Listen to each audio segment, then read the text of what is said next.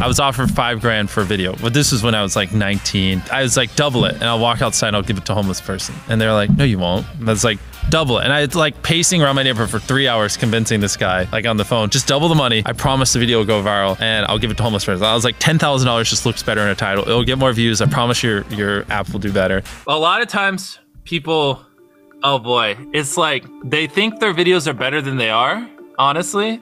And tell them, Jimmy, tell them. I mean, they do that, and they have horrible friend groups because you really are like the type of YouTubers you hang around. It's getting people with the right YouTuber friend group that aren't pussies and will actually tell them when their content's bad and like actually roast it and help them get better in a nice, positive way. Basically what I did was I somehow found these other like 4 lunatics. 3 of us were college dropouts, 1 was a high school dropout, and 1, I don't know, he just like quit his job. We were all super small YouTubers, and we basically talked every day for 1,000 days in a row and did nothing but just like hyper study like what makes a good video, what makes a good thumbnail, what's good pacing, like how to go viral. We would just get on Skype every morning, and like some days like I'd get on Skype at 7 a.m. and I'd be in the call until like 10 p.m. and then I'd go to bed and I'd wake up and I'd do it again. We'd do things like take 1,000 thumbnails and see if like there's a correlation to the brightness of the thumbnail to how many views it got. Imagine a world where it's just you working solo and you work 12 hours a day every day for like a year. And you're just grinding, you make a mistake, you learn from it, you grind, you make a mistake, you learn from it, and you do that for like a year. And then imagine a different world where you have 4 friends who are also equally grinding in something similar. Friend number 1 makes a mistake on Friday, he teaches the other 4 people. Friend number 2 makes a mistake the next week, teaches everyone. And then like you're all learning from each other's mistakes. You're all constantly studying 24/7 and downloading each other. Like after a year, you're like 2 years ahead of the guy who was just solo. Do you frequently go that far out of your way to capture the thumbnail? Yeah, I mean, of course, everyone should. If people don't click, they don't watch. So you want to give them something to click. Something a lot of people forget is like unsuggested on phones, thumbnails are really fucking small. So like people are editing thumbnails full blown on their computer, and when you shrink it down, you can't see. We try to all around be above the rest. Anyone can clickbait, but do you actually like deliver on it? We say we put 100 million Orbeez in the backyard, we put 100 million Orbeez in the backyard. Your title and thumbnail set expectations. Like what you're saying is like, I like bananas. And what you need is, bananas are the best goddamn food on the planet. Like that's the type of opinion you need. Like you need something like,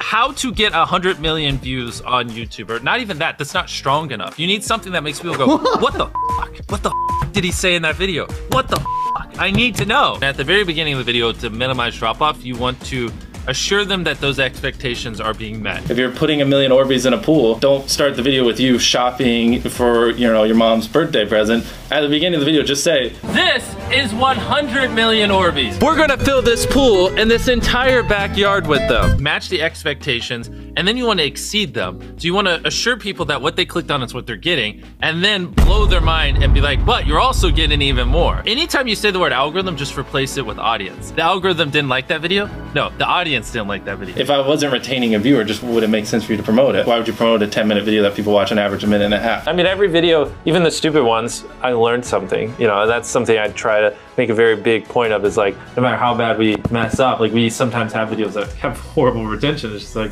as long as you learn from it, it's not the end of the world. Every YouTuber says it. It's like, no one will ever be able to replicate my style. I gotta edit it. But newsflash, someone can. It's actually not as difficult as you think. It was good that I got a really strong foundation on how YouTube works and how the style of videos I wanted and everything before I scaled up the team, if that makes any sense. I just want to make sure that's clear, because I've seen people try to build the team without foundation and knowing how to do well. I know that if we film this video, it will do well, just because I've spent a decade of my life hyper obsessing over YouTube and I have a good pulse on it. But if you didn't have that, then you wouldn't know. Like, you wouldn't be able to spend $4 million on a Squid Game, because you might lose $2 million and then you can't pay your people. But of course, yeah, if I didn't have these people, I couldn't do half the stuff I do. For the last like 8 or 9 years, like every dollar I've made, I just spent it the next month on content. And I just did that every single month, and it just kept getting bigger and bigger, and here we are. Since I was 13, there probably hasn't been a single hour that's gone by that I've been awake where I haven't thought about YouTube. Like, I'm just focused on making the best videos possible, period. I don't care about making money.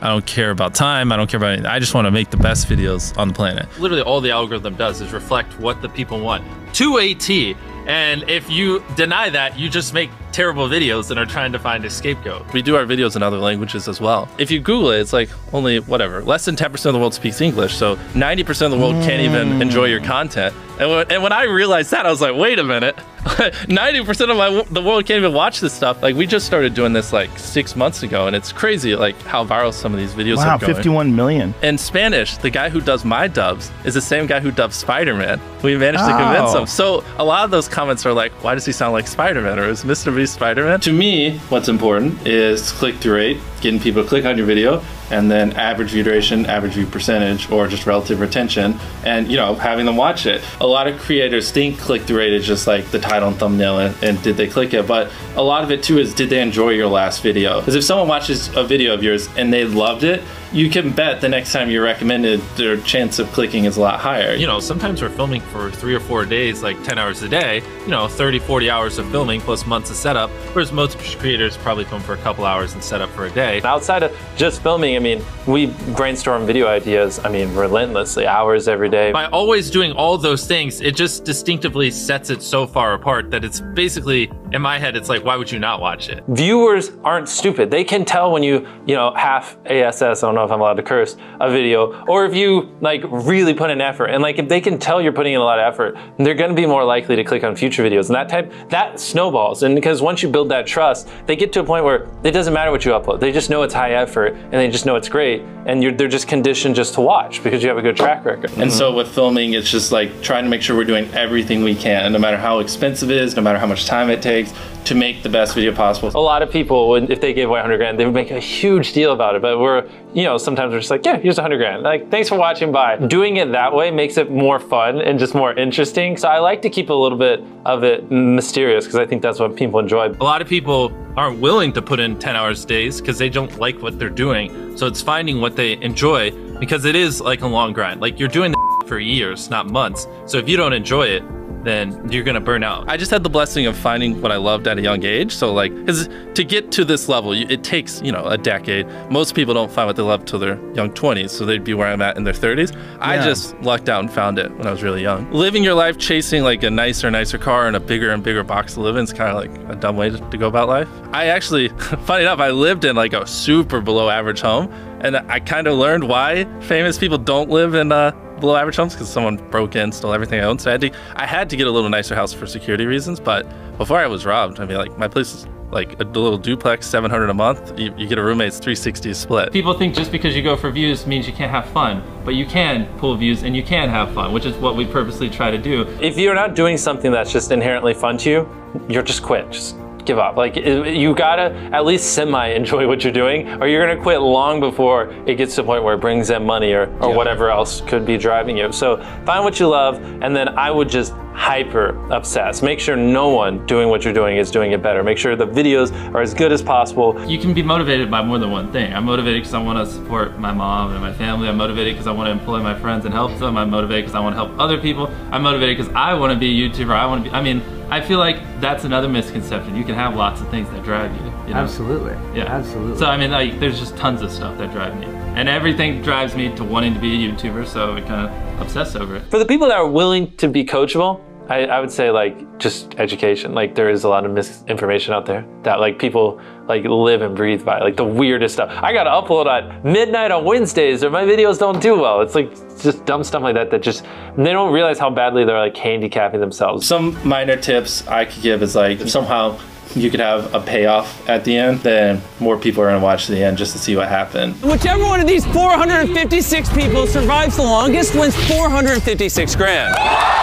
Cut out all dull moments, try not to over-explain things. If the camera just sits on me and I'm just talking for 20 seconds, it doesn't hold retention as well as, maybe me talking and other footage popping up. It's much easier to get 5 million views on one video than 50,000 views on 100 videos. It takes way less effort to get 5 million views on one video. Back then, which I think small YouTubers should do, is I would reply to every single comment. And so I think a few people caught on that I would always reply. And so some people would just be like, I wonder how long it'll take for him to reply. So that was a lot of my comments when I was smaller, but at least it kept him coming back. In your analytics, and most of you probably know this, audience retention. You can see where people click off.